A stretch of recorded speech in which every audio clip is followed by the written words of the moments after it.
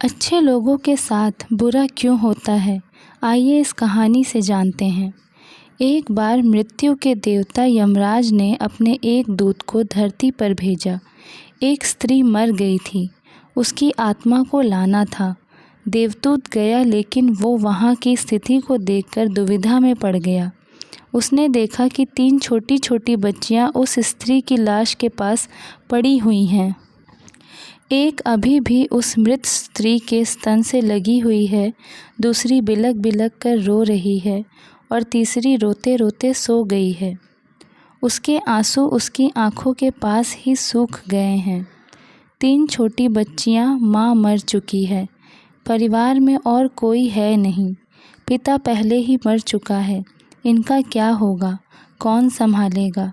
यह सोचकर देवदूत को बहुत दुख हुआ, इसलिए वह खाली हाथ ही वापस लौट गया और अपने प्रधान से जाकर बोला, मैं उस स्त्री की आत्मा को न ला सका, मुझे क्षमा करें, लेकिन आपको स्थिति का ज्ञान नहीं है। मेरी जगह आप होते तो शायद आप भी यही करते।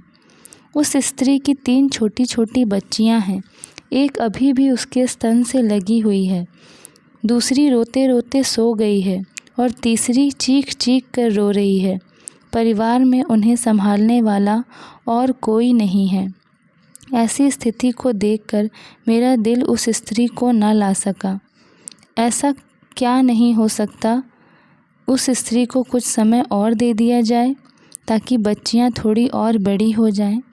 यह सब सुनकर मृत्यु का देवता जोर से हंसा और बोला, तो तू ज़्यादा समझदार हो गया है उस परमात्मा से भी जिसकी मर्जी से जीवन मिलता है और जिसकी मर्जी से मृत्यु।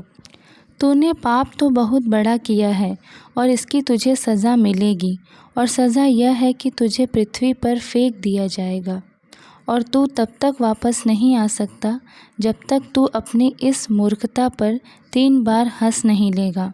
देवदूत राजी हो गया इस सज़ा को भोगने के लिए। उसे पूरा भरोसा था कि सही तो वह ही है, फिर हंसने का मौका ही क्यों आएगा। देवदूत को ज़मीन पर फेंक दिया गया। ठंड का मौसम था, वह एक सड़क के किनारे नग्न अवस्था में पड़ा हुआ था। उसी समय एक चमार वहाँ से गुजरा।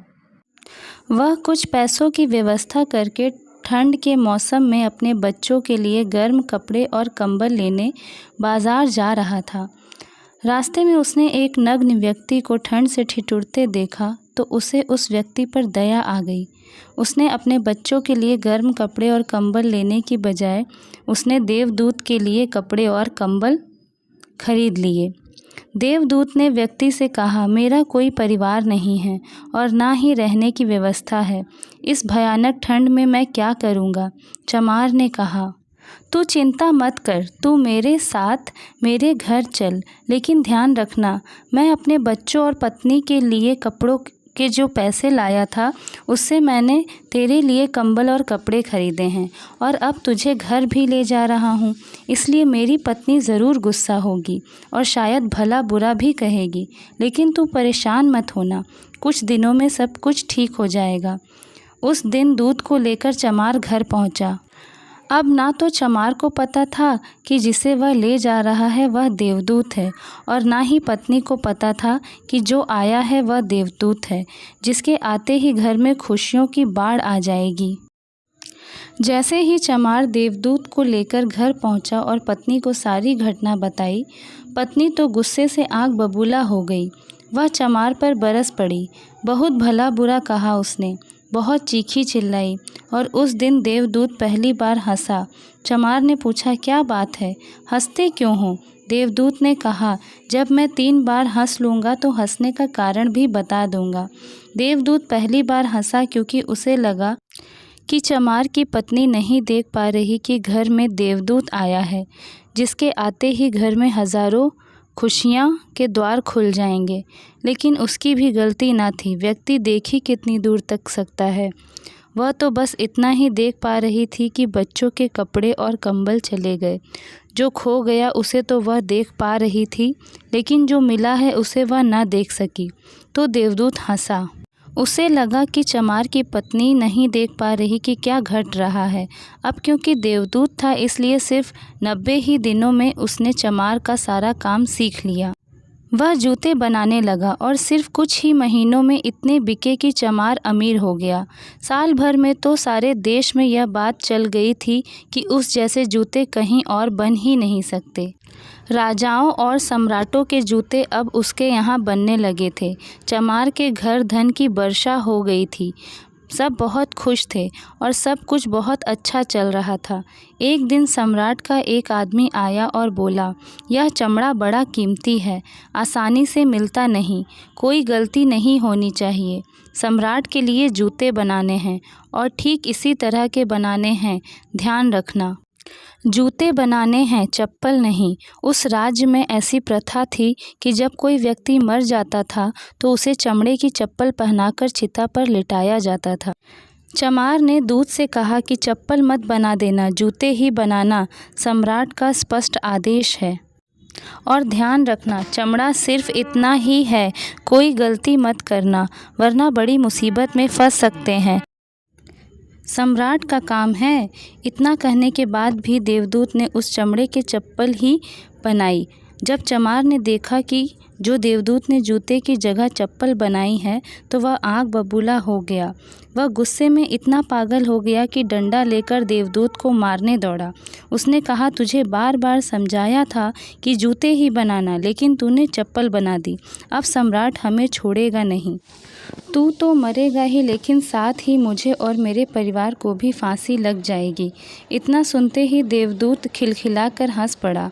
उस समय पीछे से दौड़ता सम्राट का आदमी आया और बोला, जूते मत बनाना, चप्पल ही बनाना, क्योंकि सम्राट की मौत हो गई है।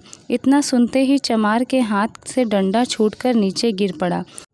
उसने देवदूत के पैर पकड़ लिए और कहा, मुझे माफ़ कर दो, मैंने तुझे मारा, मुझसे बहुत बड़ी भूल हो गई। देवदूत ने कहा, कोई बात नहीं, मैं अपनी सज़ा भुगत रहा हूँ। चमार ने कहा, कौन सी सज़ा, और तुम हंस क्यों रहे हो? देवदूत ने कहा, जब 3 बार हंस लूँगा तो सब कुछ बता दूँगा। भविष्य ज्ञात है और सिवाय उस परमात्मा के किसी को नहीं पता कि आगे क्या होगा, और इंसान तो वैसे भी अपने अतीत के अनुभव के अनुसार निर्णय लेता है। सम्राट जिंदा था तो जूते चाहिए थे और मर गया तो चप्पल। देवदूत दोबारा हंसा, यह सोचकर कि भविष्य हमें ज्ञात नहीं और हम आकांक्षाएं करते रहते हैं, अनुमान लगाते हैं, जो कि पूरी तरह व्यर्थ है। हम इच्छा करते हैं कि यह घटेगा, लेकिन वह कभी नहीं होता, क्योंकि कुछ और ही घटना तय है। हमारी नियति बिना हमसे पूछे चलती है, लेकिन हम बेवजह हल्ला मचाए रहते हैं। ये चाहिए चप्पल, लेकिन जूते बनवाने हैं। मरने का समय नज़दीक आ रहा है, लेकिन हम जिंदगी का आयोजन करते रहते हैं। तो देवदूत को लगा कि मुझे क्या पता कि लड़कियों का भविष्य क्या होगा, मैं बेवजह ही बीच में पड़ा। यही सब सोचकर अपनी मूर्खता पर आज देवदूत खिलखिला कर हंसा था। इसी प्रकार कुछ वर्षों बाद एक तीसरी घटना घटी। देवदूत चमार की दुकान पर बैठा जूते बना रहा था। तभी वह 3 जवान लड़कियां एक बूढ़ी औरत के साथ आईं। उन तीनों की शादी होने वाली थी, तो अपने लिए जूते का नाप देने आई थीं। देवदूत उन्हें देखते ही पहचान गए कि यह वही तीनों लड़कियां हैं जिन्हें वह उनकी मृत माँ के पास छोड़कर आया था, जिनके कारण आज वह यह सज़ा भुगत रहा है। वह तीनों देखने में स्वस्थ थीं, सुंदर थीं और उन्हें देखकर लग रहा था जैसे वह किसी बड़े घराने में पली बड़ी हों। उसने उनसे पूछा, तुम्हारे साथ यह बूढ़ी औरत कौन है? बूढ़ी औरत ने जवाब दिया, यह मेरे पड़ोसन की लड़कियां हैं। बचपन में ही इनकी माँ की मृत्यु हो गई थी। बेचारी बहुत गरीब थी, उसके पास खाने को भी नहीं था। उसके स्तनों में इनको पिलाने के लिए दूध भी नहीं था। इन्हें दूध पिलाते पिलाते ही मर गई। मेरी कोई संतान ना थी, इसलिए मैंने इन्हें अपने बच्चों के रूप में अपना लिया, और अब इनका सम्राट के खानदान में विवाह होने जा रहा है। देवदूत ने सोचा, अगर इनकी माँ जिंदा होती तो यह तीनों बच्चियाँ भयानक गरीबी, भूखमरी और दरिद्रता में बड़ी होती। क्योंकि माँ मर गई इसलिए उनका लालन पालन इतने धनी परिवार में, और अब बूढ़ी औरत की सारी धन दौलत की यही तीनों मालकिन हैं। उस दिन देवदूत को अपनी मूर्खता पर तीसरी बार हंसी। उसने उन तीनों लड़कियों के लिए अब तक के सबसे शानदार जूते बनाए और चमार से आकर सारी बात कह सुनाई। इसके 3 कारण थे। मेरे हंसने की मेरी गलती थी जिसकी मुझे सज़ा मिली। अब मैं समझ गया हूँ कि नियति सबसे बड़ी है और हम सिर्फ उतना ही देख पाते हैं जितना हम देख सकते हैं, और जो हम नहीं देख सकते वह बहुत बड़ा है और विशाल है, और जो हम देख सकते हैं उससे हम उस बात का सटीक अंदाज़ा नहीं लगा सकते जो घटी। मैंने अपनी मूर्खता पर 3 बार हंस चुका हूँ। मेरा दंड पूरा हुआ इसलिए अब मैं चलता हूँ। और देवदूत वहाँ से चला गया। दोस्तों, इस कहानी से सीखने वाली बात यह है कि आज घटी घटनाओं को देखकर हम इस बात का अनुमान नहीं लगा सकते कि यह घटना हमारे लिए अच्छी है या बुरी। इसका उत्तर तो भविष्य के गर्त में ही छुपा हुआ है। इसलिए हर घटना पर अच्छी या बुरी प्रतिक्रिया देना व्यर्थ है। हमें बस जो हो रहा है उसका साक्षी बनने का प्रयास करना चाहिए। गौतम बुद्ध भी अपने उद्देश्यों में यही कहते हैं कि ना तो अतीत के लिए पश्चाताप करो और ना ही भविष्य की चिंता। बस यही एकमात्र तरीका है खुद को उन सभी चिंताओं से मुक्त रखने का जिनका परिणाम तुम्हारे बस में है ही नहीं। बस आज में जियो, इस पल में जियो। कहानी अगर पसंद आई हो तो लाइक का बटन ज़रूर हिट करें, दोस्तों के साथ शेयर करें, और इस तरह के और वीडियोस के लिए चैनल को सब्सक्राइब करना ना भूलें। धन्यवाद।